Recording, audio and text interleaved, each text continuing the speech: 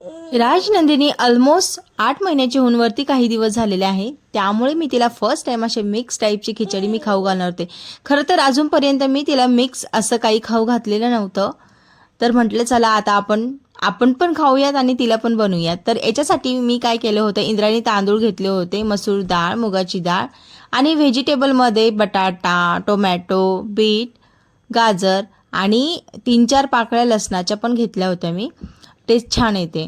आणि कोथिंबीर घेतली होती आणि चवीपुरतं मी इथं जिरं पूड, हळद टाकून छान मिक्स करून घेतलं होतं आणि जास्त प्रमाणात पाणी टाकून याला छान शिट्ट्या येऊ दिल्या होत्या. खरं तर आता ही 8 महिन्याची झालेली आहे, तरी पण एवढं काही प्रॉपर खात नाही. तिला जास्त करून मुगाचं वरणच आवडतं, म्हणून मी तिला तेच देत असते. तरी पण माझा प्रयत्न असतो की हिने वेगवेगळ्या पद्धतीचं खायला हवं.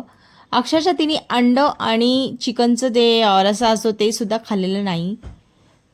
असो, चांगली गोष्ट आहे, ते नाही खाल्लं तरी इट्स ओके. कारण की काय आजकाल तर काय भेटतच नसतं चांगलं. म्हणतात गावरान ते छान असतं, पण गावरान अंडी पण ओरिजिनल नसतात आणि चिकन देखील ओरिजिनल नसतं, बॉयलरचं असतं. असो, हे अशा पद्धतीची मी खिचडी पिल्लूला बनवणार होते आणि मला पण ही खाऊन ना खूपच छान म्हणजे आवडलं.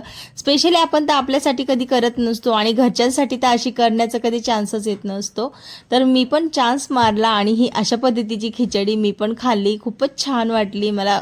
खरं तर अशी चिकट खिचडी खूप आवडते आणि आमच्या घरामध्ये जरा डिफरंट टाईपचे पीपल्स असल्यामुळे काय कोणाला पातळ आवडतं तर कोणाला असं मोकळं मोकळं भात आवडतो, त्यामुळे कधी चान्सच येत नाही. म्हणून मी पिल्लूसोबत मी पण चान्स मारून घेतला आणि अशा पद्धतीची खिचडी तयार झाली होती. छान याला चमच्याने घोटून मऊ अशी केली होती. खरं तर आता पातळ न करण्याचं कारण म्हणजे राजनंदिनी अगदी व्यवस्थित चावते.